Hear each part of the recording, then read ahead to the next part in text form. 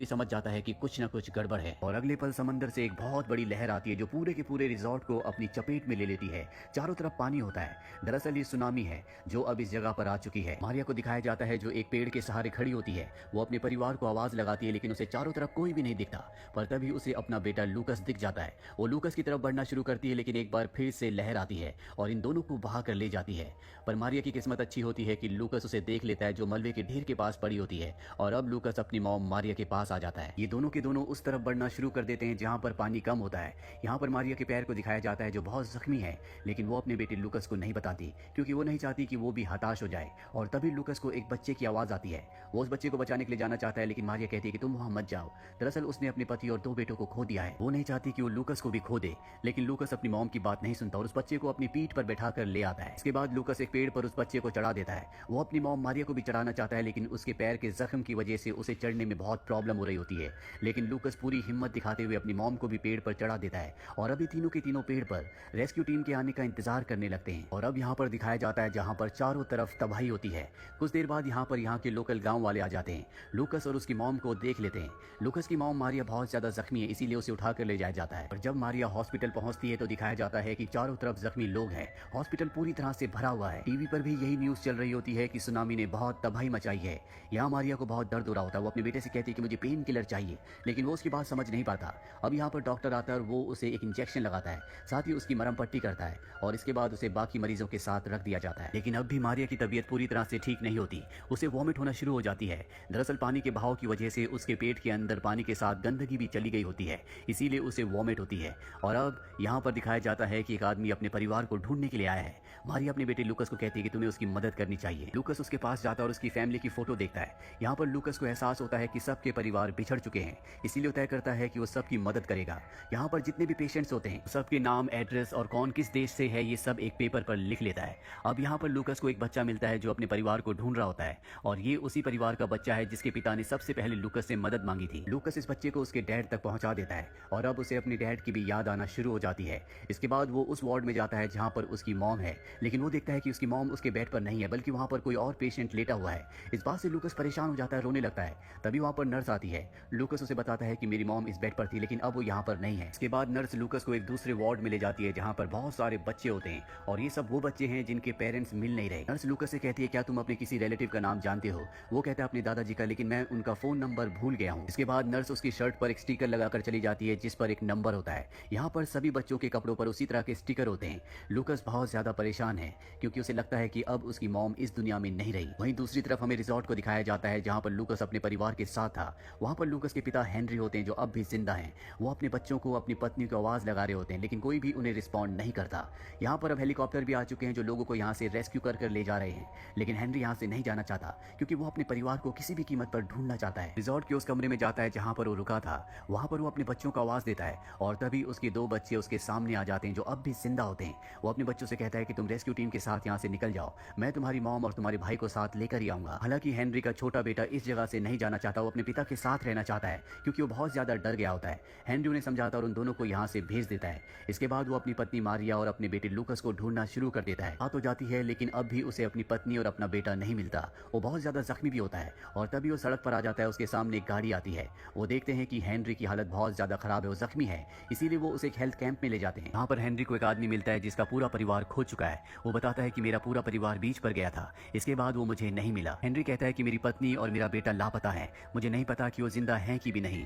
दरअसल यहाँ पर जितने भी लोग होते हैं वो सब अपने परिवारों से अलग हो चुके हैं। ये सुनामी इतनी खतरनाक थी कि किसी को नहीं पता कि उनके परिवार वाले अब जिंदा हैं कि नहीं। सब के सब बहुत दर्द में होते हैं। हेनरी के साथ जो आदमी होता है उसके पास फोन होता है। वो कहता है मैंने इसकी बैटरी बचा कर रखी है ताकि अगर मेरा परिवार कहीं हो, मुझे कॉल करने की कोशिश करे तो मैं उन तक पहुंच जाऊं। वो अपना फोन हेनरी को देता है। हेनरी अपने पिता को कॉल करता है और बताता है कि सुनामी में मारिया और लूकस कहीं खो गए हैं लेकिन मैं उन्हें ढूंढ कर रहूंगा, किसी भी कीमत पर उन्हें घर वापस लाऊंगा। ये कहते कहते उसकी आंखों में आंसू आ जाते हैं। अब कुछ देर यहाँ आराम करने के बाद हेनरी उस आदमी के साथ जिसने उसे फोन दिया था अपने और उसके परिवार को ढूंढने के लिए निकल पड़ता है। वहीं दूसरी तरफ हमें लूकस को दिखाया जाता है जिसके पास नर्स आती है और उसे कुछ सामान दिखाती है ताकि वो उसे पहचान सके, पर लूकस उस सामान को नहीं पहचान पाता। इसके बाद उसे कमरे में ले जाया जाता है जहाँ पर वो देखता है कि उसकी मॉम मारिया है जो अब भी जिंदा होती है लेकिन मारिया की हालत पहले से बहुत ज्यादा खराब है। उसके मुंह पर ऑक्सीजन मास्क लगा होता है। लूकस अपनी मॉम के पास जाता है और कहता है कि आपने मुझसे वादा किया था कि आप मुझे कभी अकेला छोड़कर नहीं जाएंगी। और अब लूकस को बताया जाता है है कि तुम्हारी मॉम को सर्जरी की जरूरत थी, इसीलिए हम उन्हें वहां से ले गए थे, लेकिन किसी ने उनकी रिपोर्ट चेंज कर दी, जिस वजह से हम उनके बारे में तुम्हें कुछ भी नहीं बता पाए। और अब भी तुम्हारी मॉम को एक सर्जरी की जरूरत है, जिसके बाद शायद तुम्हारी मॉम ठीक हो जाए।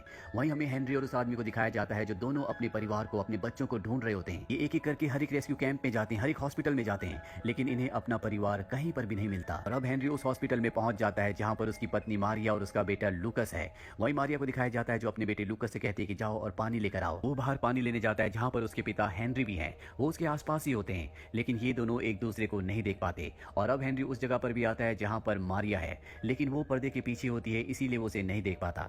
हेनरी को लगता है कि उसका परिवार यहाँ पर नहीं है, इसीलिए वो हॉस्पिटल से बाहर निकलने लगते हैं। और तभी लूकस जो ऊपर पानी लेने गया होता है वो अपने पिता को पीछे से देखकर पहचान जाता है। वो भागता हुआ अपने पिता के पास जाता है, लेकिन तब तक उसके पिता भीड़ में कहीं गुम हो जाते हैं। दरअसल यहाँ पर बहुत भीड़ होती है। लूकस लगातार अपने पिता को ढूंढता रहता है। और अब यहाँ पर बच्चों का वो ट्रक भी आ जाता है जिसमें वो बच्चे होते हैं जिन्हें रेस्क्यू किया गया होता है, और इसमें लूकस के दोनों भाई भी हैं। उसका छोटा भाई ट्रक से नीचे उतरता है, लूकस उसके पीछे से गुजर जाता है, लेकिन ये दोनों एक दूसरे को नहीं देखते। इसके बाद लूकस का भाई वापस अपने ट्रक में बैठ जाता है। वहीं हेनरी को दिखाया जाता है जो अपने दूसरे ट्रक में बैठ जाता है। ये पूरा परिवार आमने सामने ही है, लेकिन एक दूसरे को ये नहीं देख पाते। और तभी लूकस फ्रस्ट्रेशन में अपने पिता को जोर से आवाज देता है, जो आवाज लूकस के दोनों भाई सुन लेते हैं। वो ट्रक से उतर जाते हैं और सीधा अपने भाई के पास आते हैं। ये तीनों की तीनों एक दूसरे के गले मिलते हैं, और तब ये देखते हैं कि सामने से इनके डैड भी आ रहे हैं। दरअसल उन्होंने भी इन्हें देख लिया होता है, और अब ये सब के सब एक दूसरे के साथ हैं।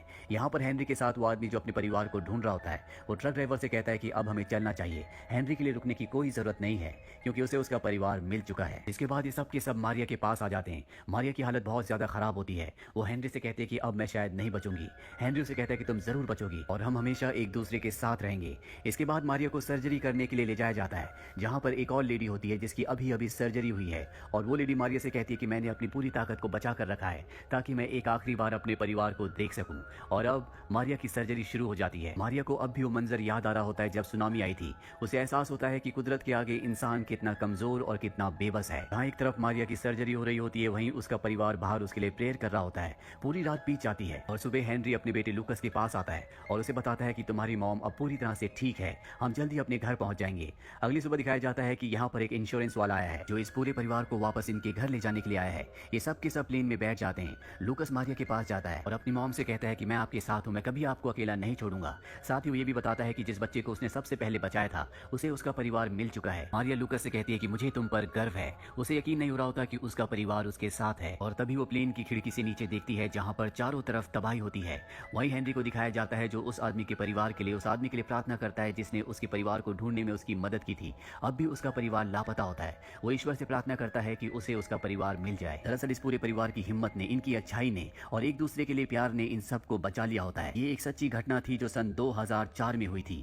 ये इतना भयानक था कि जिसमें 2,27,898 लोगों की मृत्यु हो गई थी। ये 21वीं सेंचुरी का सबसे बड़ा अर्थक्वेक, सबसे बड़ी सुनामी थी, जिससे इंसानों को समझ में आ गया कि कुदरत से शक्तिशाली कोई भी नहीं है। इसीलिए कुदरत के साथ छेड़छाड़ नहीं करनी चाहिए। जैसे ईश्वर ने इस धरती को, इस कुदरत को बनाया है, हमें उसी में उसी के साथ रहना चाहिए। अगर हम कुदरत से छेड़खानी करेंगे तो उसके परिणाम बहुत बुरे होंगे। ये फिल्म ईयर 2012 में रिलीज हुई थी। IMDb पर इसकी रेटिंग है 7.5। उम्मीद करते हैं कि ये कहानी आपको पसंद आई होगी।